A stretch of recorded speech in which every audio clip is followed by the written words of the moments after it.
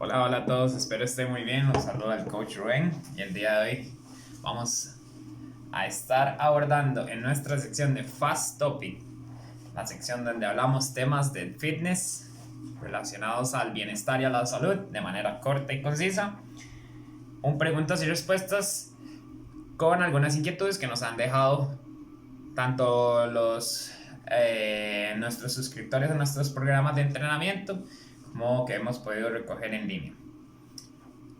Vamos a empezar entonces con las primeras preguntas para ir respondiendo. ¿Ok? La primera pregunta la hace Carolina Zúñiga y pregunta acerca de la efectividad. ¿Cuál es la efectividad de los productos light? Bueno, en este caso hay que ir precisamente a encontrar el significado de qué es un producto light y cómo me ayuda.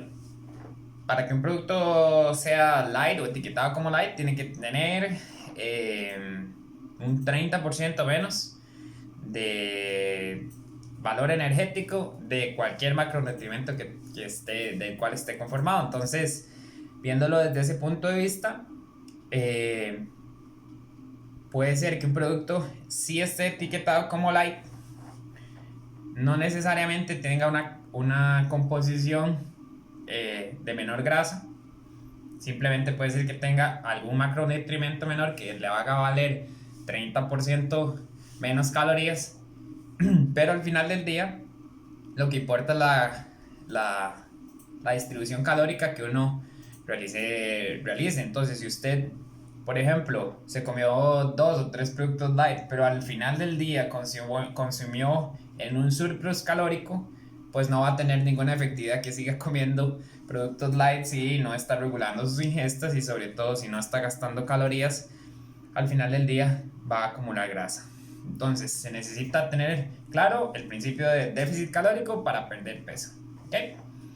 Antes de estar consumiendo productos light y ya creyendo que eso me va a bajar el peso.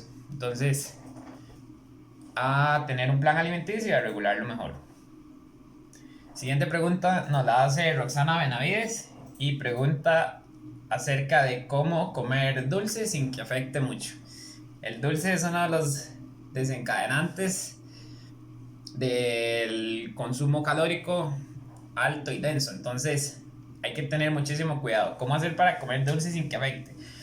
Bueno, hay muchas opciones en el mercado para comer productos que tengan dulce sin que necesariamente afecten el valor energético, el consumo energético del día. O sea, existen los edulcorantes, existen estrategias para comer dulce sin que sea y sin que afecte tanto el valor de calorías que consumimos en el día. Yo recomiendo bastante utilizar los sustitutos, utilizar también los refrescos que no tienen calorías, que son dulces, porque ayudan a bajar esa sensación de ansiedad por comer algo dulce.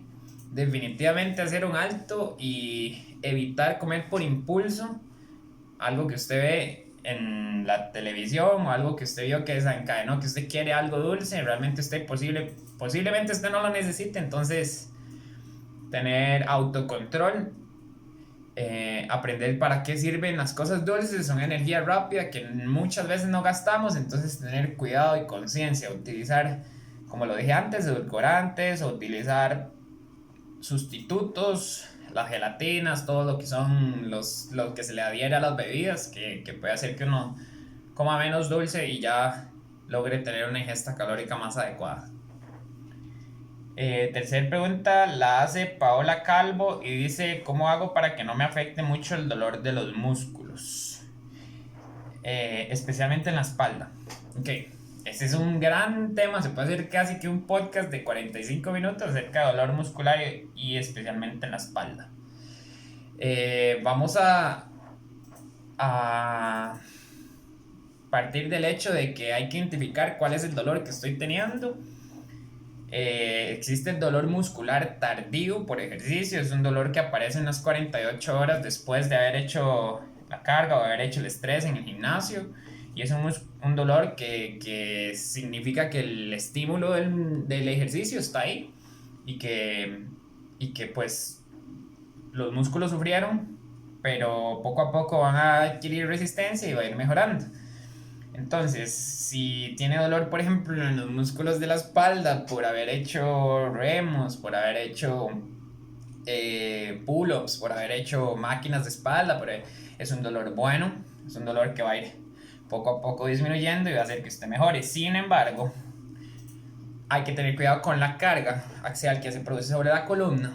Y si uno tiene dolor de espalda por tensión o contracción en músculos muy comunes, como son los trapecios, como son los hombros, definitivamente disminuir la carga, bajarle la intensidad, evitar el sobreuso de músculos como los hombros o de músculos que están alrededor de los hombros. Tener conciencia y cuidado a la hora de programar un plan de entrenamiento para que no vaya a afectar, y descansar bien, evitar posturas inadecuadas para la columna. Eso sí va a evitar esas famosas contracturas. Vamos a saltar a la siguiente pregunta, que la hace Carlos Chávez y nos pregunta cómo tener más explosividad en el salto. Okay. Esta pregunta creo que es un poco orientada a la parte de rendimiento, performance deportivo. Y bueno, recordar primero que el consejo que yo puedo dar acá es que el salto es una cualidad o una destreza que se puede mejorar mediante dos factores. El primero es la fuerza que uno tenga, el segundo es la velocidad y por ende también la potencia. Entonces trabajar la potencia, trabajar la velocidad y trabajar la fuerza me van a ayudar. Sí está determinado también por algunas características de flexoelasticidad de los músculos, pero principalmente es eso: mejorar su fuerza, mejorar su potencia y practicarlo directamente. También el peso de la persona afecta bastante, porque es un desplazamiento explosivo, pero siempre se puede mejorar trabajándolo específicamente, trabajando potencia, fuerza y resistencia. Pero definitivamente el consejo que le puedo dar es practíquelo, trate de ver si su peso es muy alto y si usted tiene suficiente fuerza para mover ese peso. Entonces, si no, hay que mejorar algunos patrones que tienen ese desplazamiento vertical, como las sentadillas y los pesos muertos. ¿Ok? ¿Cómo elimino o disminuyo la condromalacia? Nos pregunta Luis Solís. Ok, la condromalacia es principalmente un desgaste en la articulación de la rodilla, de la cara interna de la rótula, o sea, la que va por dentro. Principalmente dada por sobreuso. O sea, la condromalacia no es como que un problema que nace de la noche a la mañana. Usted tiene condromalacia porque apareció un dolor de rodilla. Es un sobreuso altísimo y un problema bastante ligado a la degeneración de la articulación, pero no es como que se pueda eliminar de la noche a la mañana. Sin embargo, va muy ligado también a lo que es la salud de la rodilla. O sea, en general, tener una salud de la rodilla va determinada por el peso que usted ponga sobre esa rodilla, también por la tensión de los músculos que envuelven esa rodilla. Si son músculos que están sobretensos o si son sobreusados, va a tener sobreuso de deslizamiento de esa patela sobre la tibia. Entonces va a tener un poco también problemas a la hora de que esté sobreusando un poco esa articulación. Sin embargo, entonces lo que le puedo recomendar para eliminar dolor sobre esa articulación es evitar ejercicios de alto impacto, evitar correr. Puede ser una solución si usted no tiene muy buena técnica de carrera o si tiene tal vez sobrepeso y demás, y trabajar bastante lo que es la fuerza de la articulación, la fuerza de los glúteos, la movilidad de la articulación de la cadera y hacerse tal vez alguna descarga sobre el recto femoral o sobre el cuádriceps. Ok, nos pregunta Bruno Castillo: ¿cómo medir cuando bajo grasa sin perder músculo? Imagino que es cómo medir la ingesta o cómo revisar si estoy bajando grasa sin perder músculo. Bien, eso es una muy muy buena pregunta y se lo puedo resumir la respuesta en esto: las calorías que usted consume, ¿ok? Y el tipo de entrenamiento.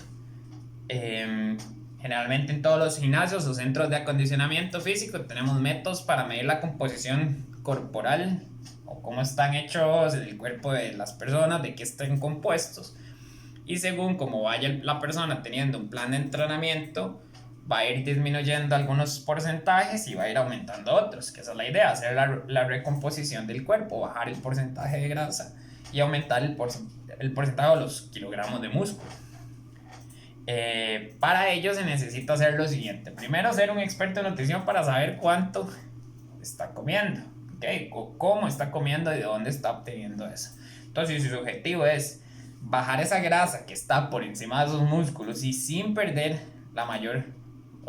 sin perder nada de músculo, entonces vas a tener que hacer un juego entre las calorías que consumes, las calorías que gastas y llegar a un punto de equilibrio de mantenimiento. Generalmente se recomiendan 500 calorías o más de déficit por día para perder grasa, únicamente para perder grasa, tomando en cuenta que de ahí se puede perder tejido muscular un poco, casi siempre cuando el déficit es muy alto y muy prolongado, ¿ok?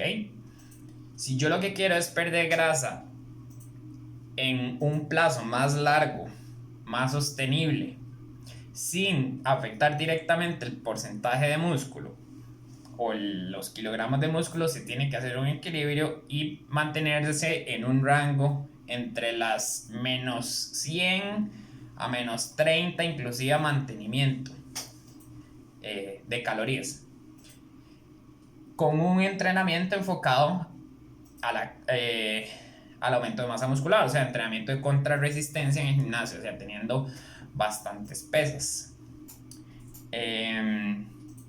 Si ya su objetivo, por ejemplo, se va más a la parte estética y usted ya tiene un porcentaje de grasa adecuado y quiere bajar un poquitito más para verse mejor estéticamente, entonces le recomiendo eso: tener un programa de nutrición que le provea las calorías exactas entre más 30, menos 100, menos 150 máximo, para que ese déficit pequeño lo pague ese porcentaje de grasa que usted tiene en exceso, que quiere bajar, y tener paciencia para que sea sostenible al menos unas 6 a 8 o 12 semanas máximo para ver sus cambios, ¿ok? Nos pregunta un suscriptor de las redes sociales: ¿para qué se utiliza el bulking y el cutting? ¿Ok?